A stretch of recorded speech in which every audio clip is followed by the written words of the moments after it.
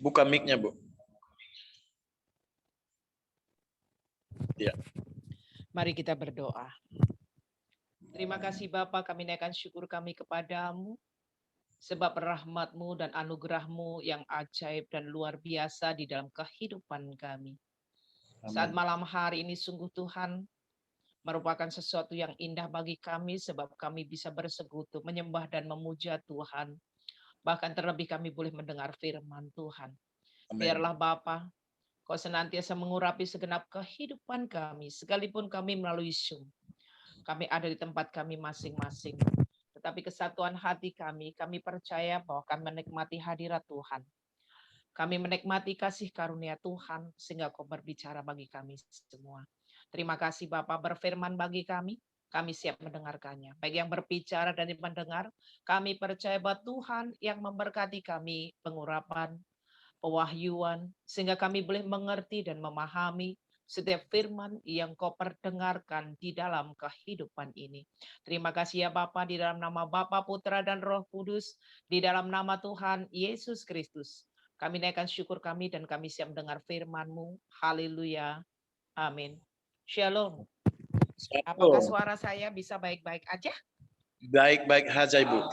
Puji Tuhan, hari ini saya bersyukur sebab saya diberikan kesempatan. Terima kasih banyak Pak Hari, Pak Roni, dan Pak Situmeang ya, Pak Makmur Situmeang. Dan saya yakin dan percaya bukan suatu kebetulan saya ada di tengah-tengah kita semua pada hari ini. Saya memberikan tema khotbah pada hari ini ada di 2 Petrus 3 ayat 18 yang mengatakan bahwa tetapi bertumbuhlah dalam kasih karunia dan dalam pengenalan akan Tuhan dan juru selamat kita Yesus Kristus. Baginya kemuliaan sekarang dan sampai selama-lamanya. Itu adalah tema yang saya berikan kepada Pak Hari waktu saya dihubungin. Bapak Ibu Saudara yang kekasih di dalam Tuhan Yesus Kristus, yang pertama dikatakan bertumbuhlah di dalam kasih karunia. Yang namanya bertumbuh itu adalah berkata kepada sesuatu yang hidup. Ya, karena kalau tidak hidup tidak akan pernah mengalami yang namanya pertumbuhan. Maka diingatkan pada malam hari ini bahwa setiap kita harus bertumbuh. Kita percaya kepada nama Tuhan sehingga kita diselamatkan. Dan hanya oleh karena percaya kita kepada Tuhan, kita memperoleh kasih karunia. Maka dari itu kalau pada malam hari ini kita diingatkan untuk bertumbuh di dalam kasih karunia. Bapak, Ibu, Saudara, kenapa kita harus bertumbuh? Karena kita hidup. Jika kita tidak hidup, maka kita tidak diingatkan untuk bertumbuh. Bertumbuh pun harus bermakna dan berdampak di dalam kebenaran dan kemuliaan Tuhan. Karena ada orang yang bertumbuh, tapi bertumbuhnya tidak mempermuliakan nama Tuhan. Tetapi hari ini mari kita belajar bersama-sama bahwa kita harus bertumbuh untuk mempermuliakan nama Tuhan. Dan pertumbuhan dalam kehidupan rohani kita memang dituntut setiap saat, setiap hari, untuk kita memperhatikannya. Ya, kebanyakan kita terkecoh dengan situasi dan keadaan kita dengan kehidupan ini. Kalau kita mau mencari sesuatu untuk kehidupan yang duniawi, kita boleh bersungguh-sungguh. Bahkan kita bisa tinggalkan semuanya untuk mencarinya. Untuk mengalami yang namanya supaya kita mendapatkan sesuatu ya yang memiliki satu mobil bisa 2 mobil, 3 mobil dan lain sebagainya, satu rumah, 2 rumah dan lain sebagainya sampai akhirnya kita bekerja dengan luar biasa. Tetapi di sini dikatakan bertumbuhlah di dalam kasih karunia. Kasih karunia siapa? Kasih karunia Tuhan. Bapak Ibu Saudara, latar belakang saya Muslim ya, perkenalkan diri saya terlebih dahulu supaya saya disayang nanti kalau ketemu di jalan, sebab kalau nggak kenal nggak disayang ya Pak Makmur ya. Jadi saya memperkenalkan diri saya terlahir di keluarga Muslim, total Muslim, tulen Muslim, saya orang desa.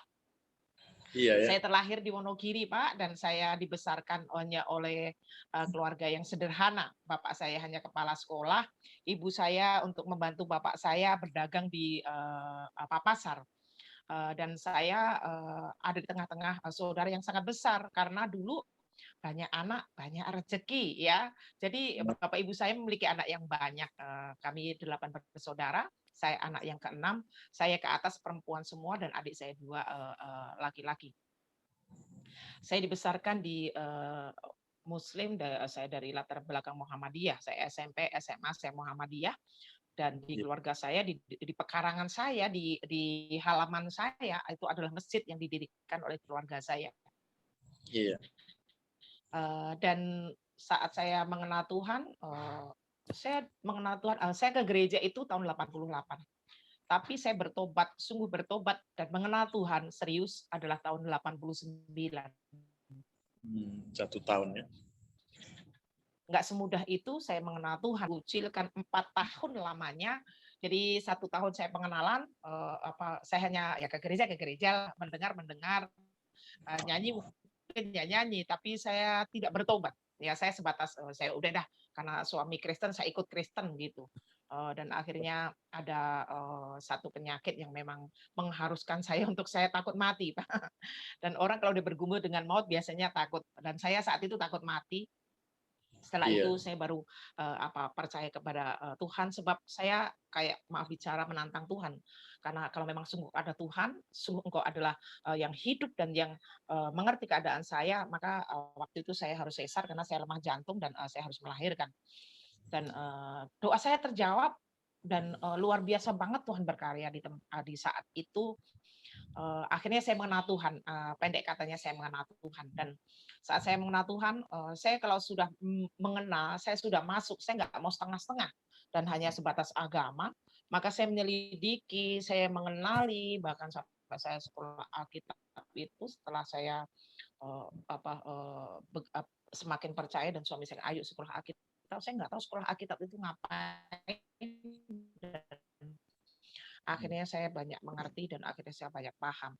Nah, disitulah letaknya betapa Tuhan telah memanggil saya, memilih saya. Ya. Karena kalau hanya sebatas dipanggil nggak dipilih itu juga nggak baik buat kita. Tetapi karena saya yakin bahwa saya dipilih oleh Tuhan sehingga saya merasakan ada pertumbuhan di dalam kehidupan saya. Saya mempelajari dan saya banyak bertanya dengan hamba-hamba Tuhan tentang siapa itu Tuhan supaya saya tidak salah memilih. Tetapi saatnya saya mengenal dan akhirnya saya mau percaya,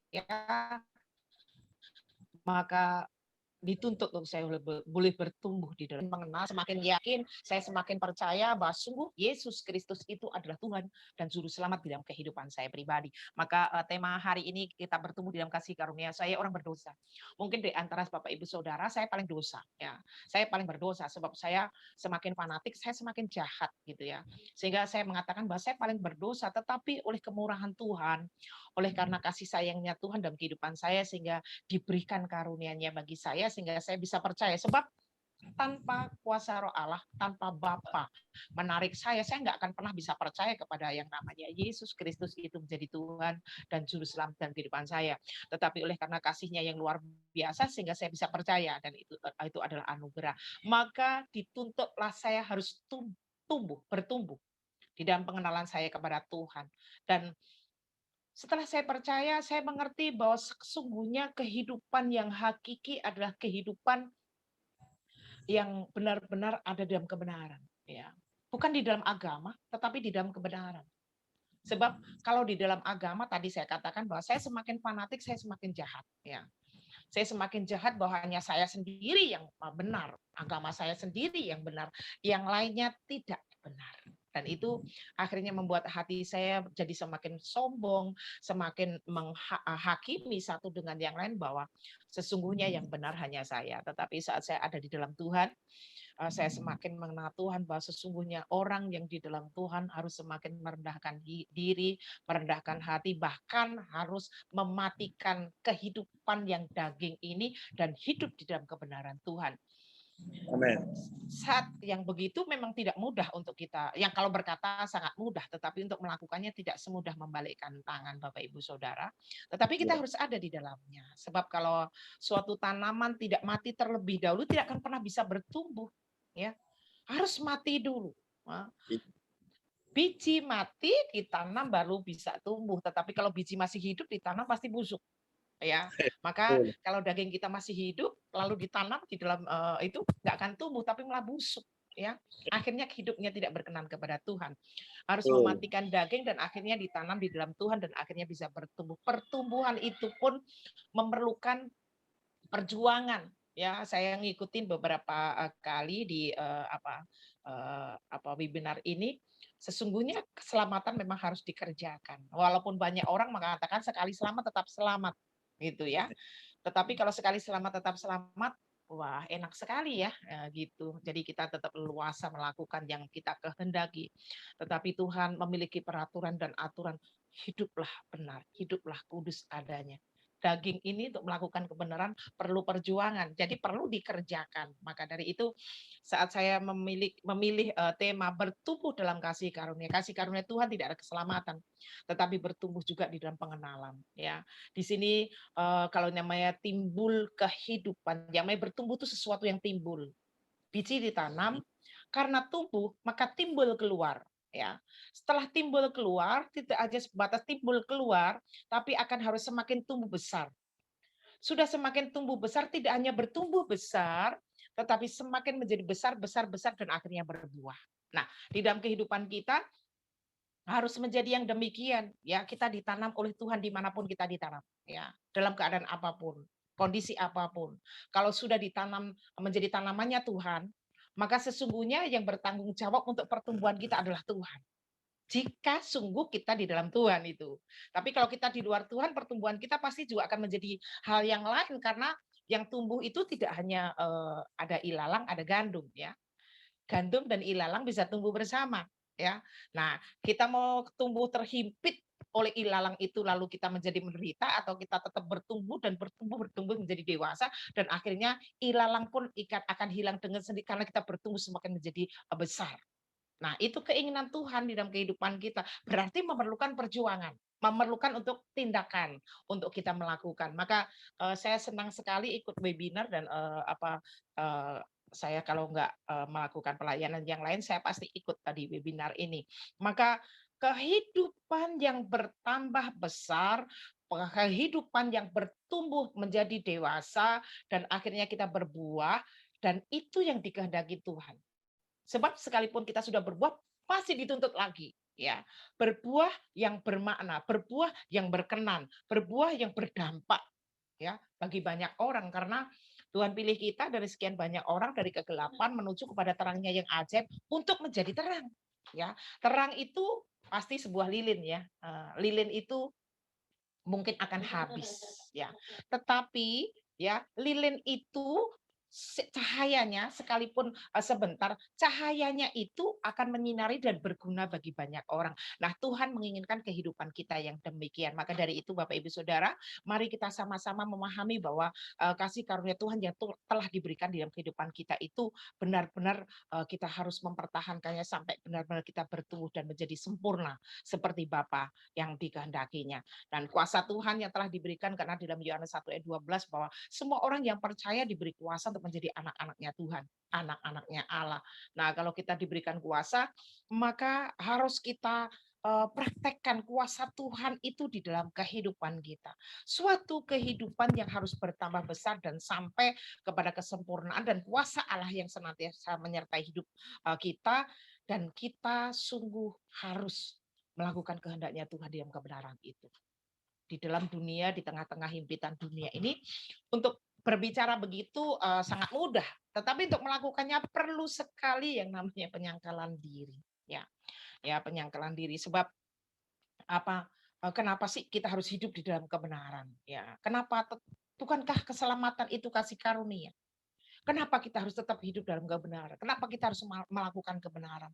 Sebab kalau di dalam Yesaya 32 ayat 17 mengatakan begini, Yesaya 32 ayat 17 saya akan bacakannya.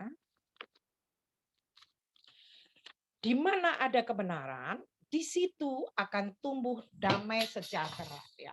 Di mana ada kebenaran, itu akan tumbuh damai sejahtera. Sebenarnya kita melakukan Tuhan menginginkan kita hidup dan melakukan kebenaran supaya kita damai sejahtera. Ya. Supaya kita mengalami yang namanya damai dan sejahtera. Nah, itu kan luar biasa. Maka Tuhan berfirman bahwa sesungguhnya apa? Kalau kita termasuk orang-orang yang hidup, maka kita diberikan sesuatu pengharapan di dalam kehidupan kita. Itu terdapat di dalam Pengkhotbah 9 ayat 4. Dan kalau pengharapan itu ada dalam kehidupan kita, maka kita tidak terkecoh dengan situasi dan keadaan kita. Sebab terutama pada hari-hari ini ya, situasi yang memang tidak baik ya, kita di tengah-tengah bencana COVID. Tapi di tengah-tengah bencana COVID itu orang yang percaya kepada nama Tuhan, maka dia akan menjadi berbeda. Tidak akan mengalami yang namanya ketakutan.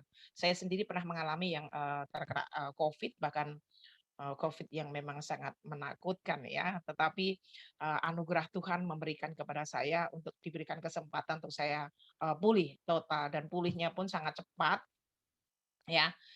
Karena saya memang melayani jemaat yang banyak, gembalanya nggak mau ngubur orang yang COVID ya, tetapi saya laksanakan sebab bagi saya hidup adalah Kristus, mati adalah keuntungan. Jadi kalau memang saya mati karena itu, ya puji Tuhan. Apalagi kalau melayani di tengah-tengah mati di tengah-tengah pelayanan dan saya tetap ada eksis dalam kebenaran. Wah itu keinginan saya gitu ya. Jadi jangan pernah ditakutkan karena iman yakin kita harus bertumbuh sampai sedemikian roh Tuhan, Roh Kudus tidak memberikan kepada kita roh ketakutan untuk melakukan apapun di mana ada kebenaran, tetapi melakukan kebenaran dengan berani. Maka sekalipun kita di kondisi apapun tetap yakin pengharapan kita kepada Tuhan yang hidup ya. Tuhan yang membawa kita kepada keselamatan yang ajaib. Sebab apa? Kita yakin bahwa setiap kita pasti memiliki latar belakang yang berbeda-beda ya. Orang sejahat kita tapi dianugerahi kasih karunia sehingga kita diselamatkan. Itu berkat yang sangat amat luar biasa bagi kita ya. Kalau kita terima uang kayak Pak Makmur Situmeyang ini terima uang cetiau aja ya Pak ya, 1 juta. Rasa bahagianya kayak apa ya Pak ya?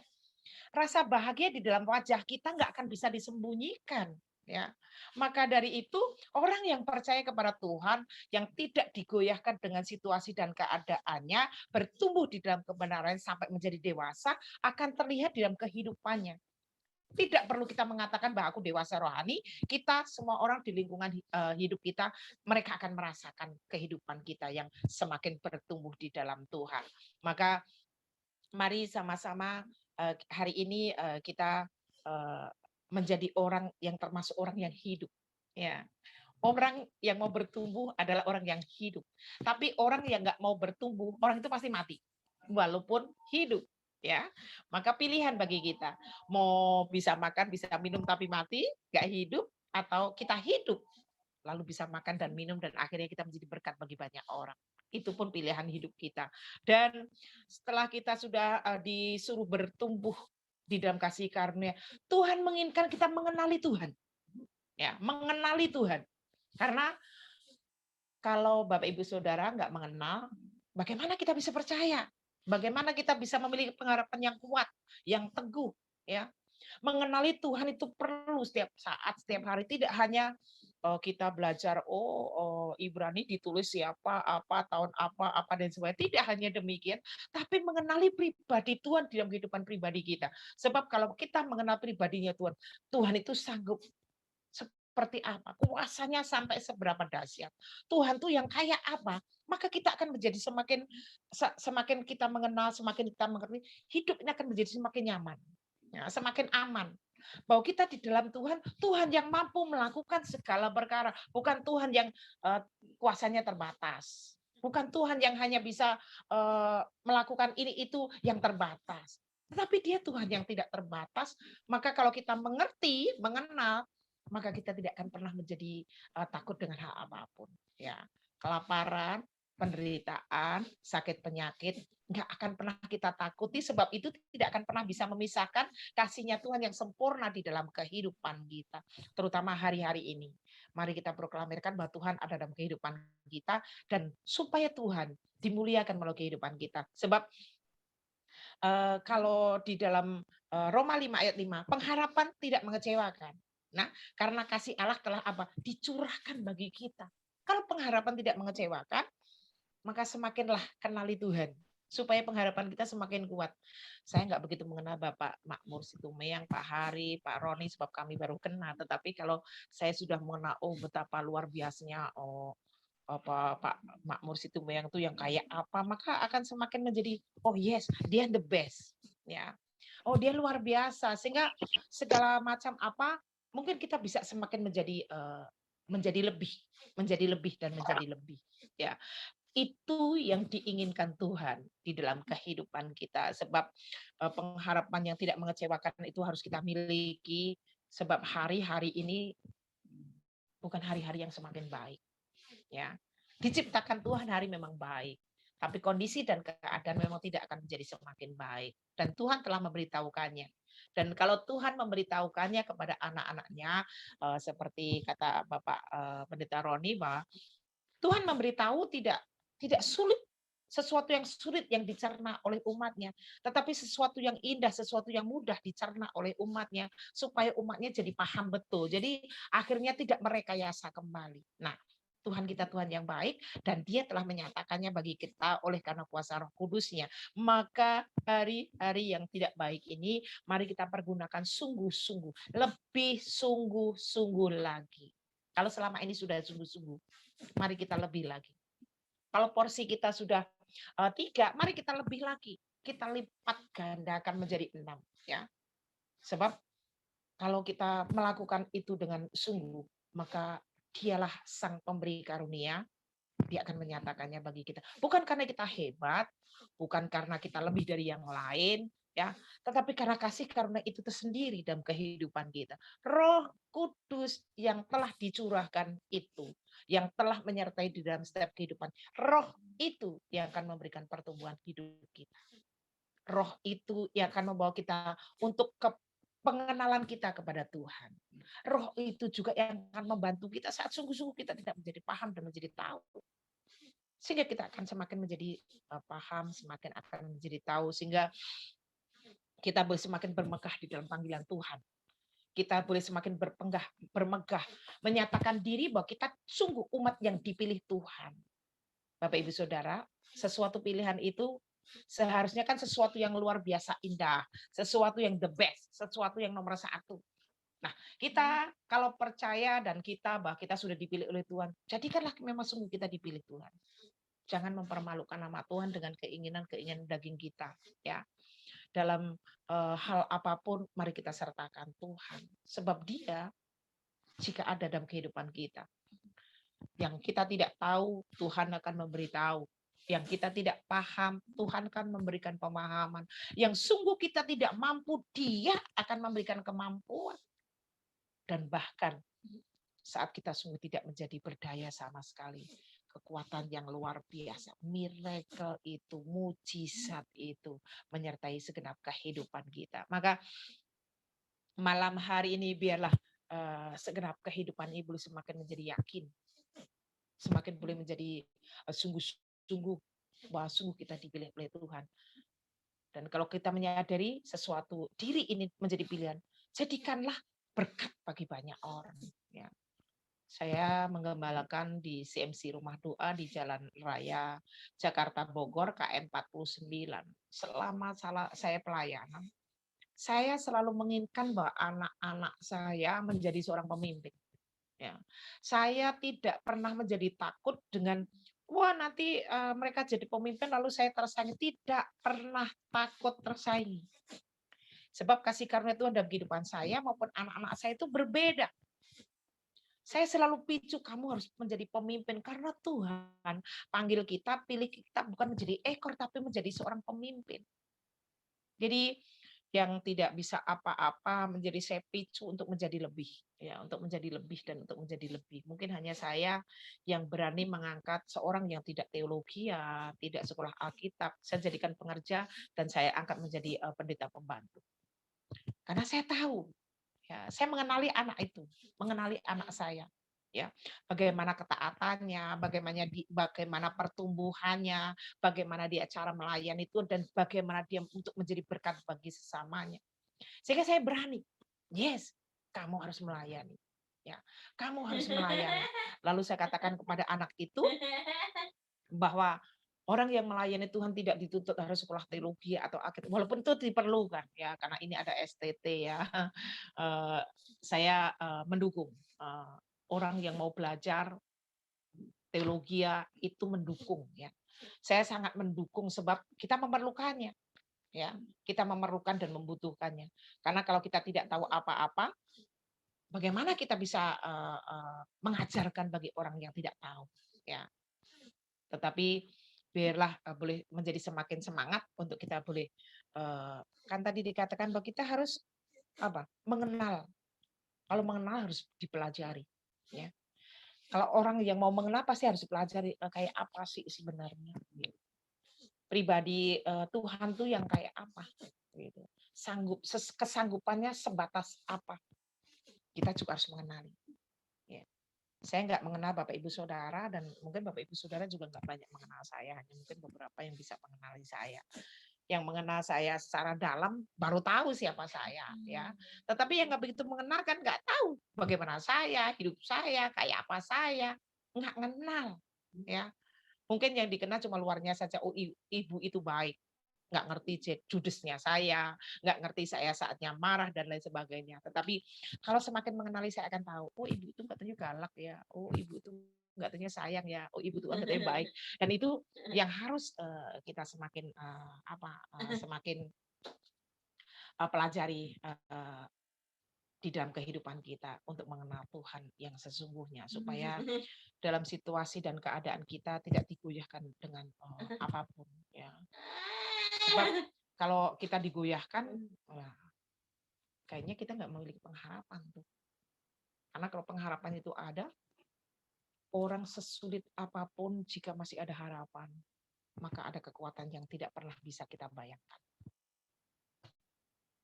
Dan semangat serta kekuatan yang ada itu akan membawa kita boleh semakin melekat kepada Tuhan, semakin mau mencari Tuhan, semakin mau dekat kepada Tuhan, ya. Karena ada harapan. Coba kalau sudah nggak ada harapan, pasti kan drop, akan down. Dan kalau sudah down, akhirnya apa yang kita kerjakan? Setan yang berkuasa bahkan dalam kehidupan kita. Dan akhirnya kita nggak mengerjakan yang benar, nggak mengerjakan keselamatan dan kasih karunia yang ada dalam kehidupan kita. Sehingga kita ya terpuruk, bisa dikatakan kita terpuruk banget. Nah itu jangan ada dalam kehidupan kita. Sebab kita percaya banget bahwa kita adalah umat pilihan Tuhan. Amin. Kita umat pilihan Tuhan yang sudah sangat dipilih Tuhan dari sekian banyak beribu-ribu juta orang, beribu juta-juta manusia, kita dipilih Tuhan yang terbaik. Jadilah kita yang terbaik supaya kita menyenangkan hati Tuhan. Dan kalau kita menyenangkan hati Tuhan, Dia adalah Bapa yang baik. Bapa yang baik itu tidak akan pernah memberi anak-anaknya yang tidak baik. Jika kita manusia yang bisa mengecewakan anak kita selalu memberi kepada yang terbaik, terlebih Bapa kita yang di surga. Dia selalu memberi kita yang terbaik. Dalam kondisi apapun, hayu. Terus merenungkan firman untuk kita pelajari, kita gali firman untuk kita menjadi semakin memahami. Tidak hanya belajar pintar, tapi harus semakin paham. Setelah paham, kita semakin merenungkan. Semakin kita merenungkan, maka semakin kuasa Tuhan bekerja dalam kehidupan kita, sehingga ada kekuatan untuk kita bisa melaksanakannya. Ya. Seberat apapun, jika sungguh ada Tuhan di dalam kehidupan kita, maka roh itu yang menjadi penolong dalam kehidupan kita itu, Dia yang akan mengerjakannya, memampukannya bagi kita. Bapak Ibu Saudara, saat kita mengalami yang namanya goncangan hidup, sepertinya dunia ini atau Tuhan nggak bisa membela kita. Kita mungkin di antara Bapak Ibu Saudara pernah mengalami yang namanya ke kanan salah, ke kiri salah, ke depan salah, ke belakang salah, ke bawah masih nggak mau, ya, ke bawah masih nggak mau, ya, ke atas pasti satu-satunya jalan ke atas, ya, ya. Kalau satu-satunya jalan ke atas diperhadapkan dengan demikian, itu pun masih banyak orang yang masih berusaha mencari pintu kanan, ke kiri, ke depan, ke belakang. Dan akhirnya pintu itu menjadi salah. Sebab apa? Mencari sendiri. Tetapi kalau diizinkan bahwa yes, pintu yang terbuka itu ke atas, mari kita ke atas. Ya, kita ke atas. Supaya sungguh-sungguh kita semakin apa? Karena segala sesuatu terjadi itu untuk kebaikan kita, ada pujian. Sesuatu itu semua terjadi untuk kebaikan kita. Kalau kita pakai kekuatan kita sendiri, kita tidak akan pernah memahami rencana Tuhan. Tetapi kalau kita pakai pikiran Tuhan, ya, kita mengenali karena Tuhan menginginkan yang demikian, lalu kita paham, maka kita bisa oh maksudnya Tuhan demikian. Ya. Karena tidak pernah sesuatu atau cobaan itu datang dalam kehidupan kita sampai melebihi kekuatan kita, dan bahkan sesuatu itu terjadi tanpa Tuhan ikut campur tangan memberikan jalan keluar bagi kita. Tidak akan pernah. Sesuatu diizinkan, Tuhan selalu ikut campur tangan. Ini loh jalannya. Sebab kalau kita mengikuti Tuhan, rencana Tuhan itu indah. Ya, sekalipun mungkin jalannya itu terjal, sekalipun mungkin jalanannya itu berliku-liku, tetapi kalau kita ada di dalam rencana Tuhan, maka sungguh luar biasa yang akan kita raih. Maka sungguh mujizat yang akan kita alami. Maka sungguh penyertaan Tuhan yang sangat amat yang tidak bisa kita pikirkan dengan logika yang akan kita alami. Dan akhirnya kita mempermuliakan nama Tuhan. Ya, sebab dengan kita bertumbuh, dengan kita semakin hidup menjadi lebih besar, lebih benar, lebih kudus, semuanya lebih, more and more. Ya, kemuliaan demi kemuliaan, ya, kemasyhuran demi kemasyhuran, terus dan terus.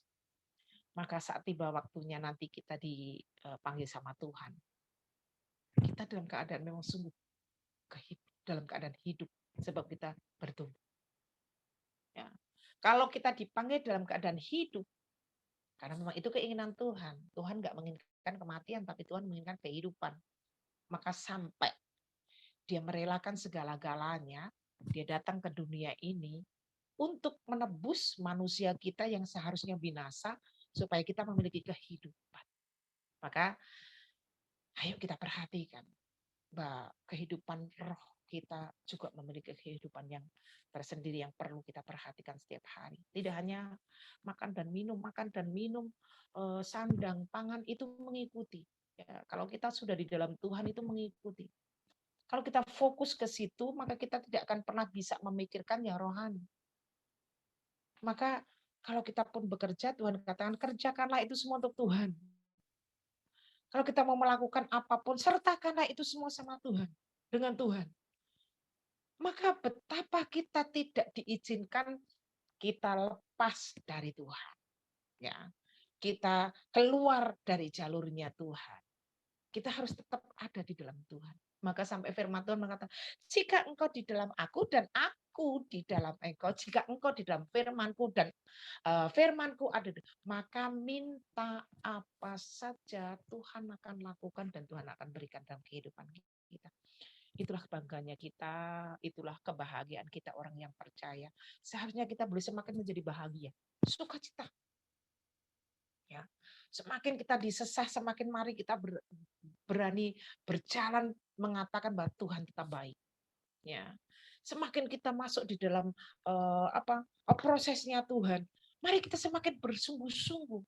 Ya, keyakinan semakin diperkuat, mata semakin dipertajam, telinga semakin diberikan kepekaan untuk mendengar.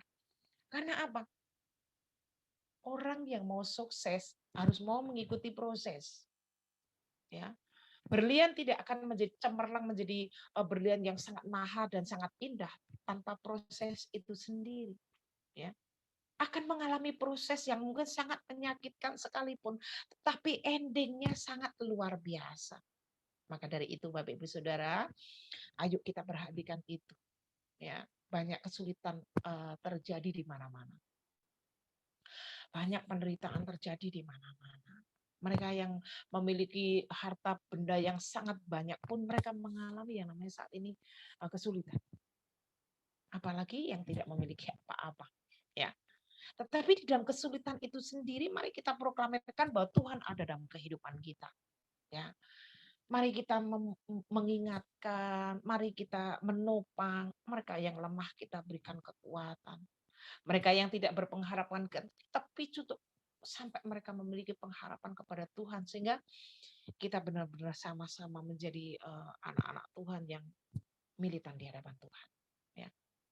Menjadi hamba-hamba Tuhan yang tidak hanya mendirikan kerajaannya sendiri, takut ini, takut itu, dan terus menjadi otoriter dengan kepemimpinannya.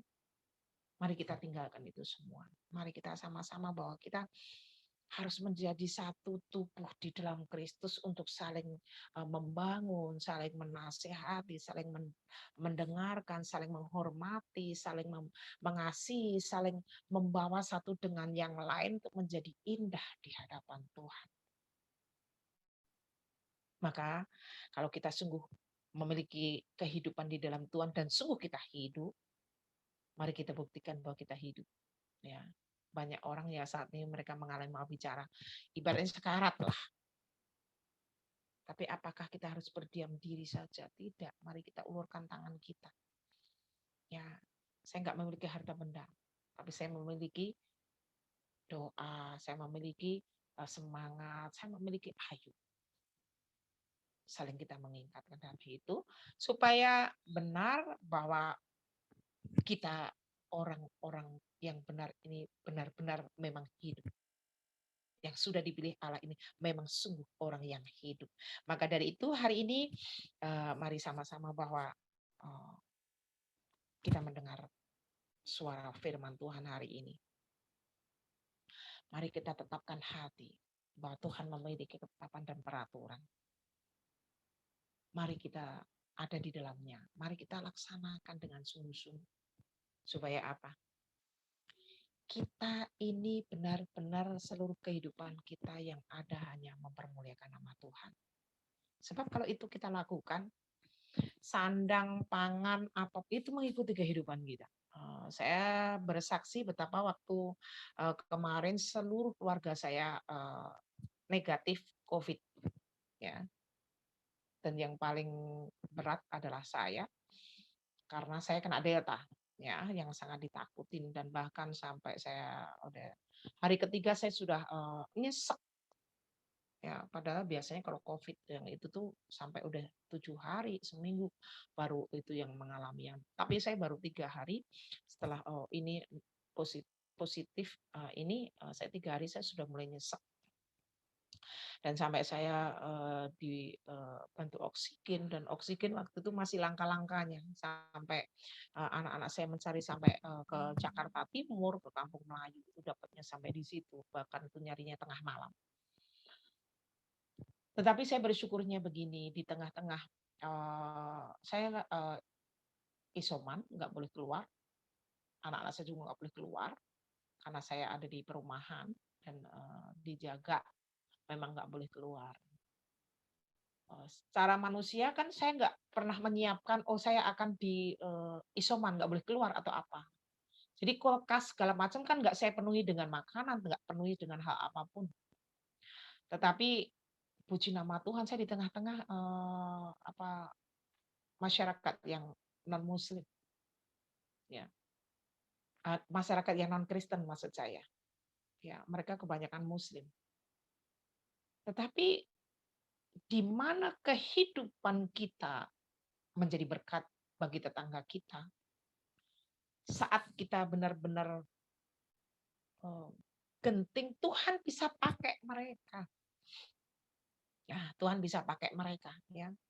Setiap hari kelimpahan saya dengan makanan, dengan obat, dengan vitamin, bahkan kayak madu-madu itu kan juga mahal-mahal. Itu terus hilir mudik, terus saya dipelihara Tuhan melalui mereka. Ada juga hamba-hamba Tuhan juga yang sangat memperhatikan. Saya bersyukur banget banyak dicintai mereka. Sebab itulah kemurahan Tuhan dan kasih karunia Tuhan dalam kehidupan saya, ya. Sampai benar-benar sampai yang terkecil, kebutuhan yang terkecil pun dilimpahkan. Ya. Itulah janji Tuhan. Ya. Amen. Orang yang di dalam Tuhan sungguh dipelihara. Maka jangan fokuskan dunia. Fokuskan Tuhan untuk kita bertumbuh di dalam Tuhan. Semua Amen. ditambahkan. Cuma kayak itu ditambahkan Tuhan. Bahkan sampai 2 minggu setelah saya udah sehat, makanan masih sangat banyak sekali. Ada daging, ada ikan, ada udang, ada sosis, ada banyak. Yang nugget-nugget itu ada banyak sekali di kulkas saya. Ya.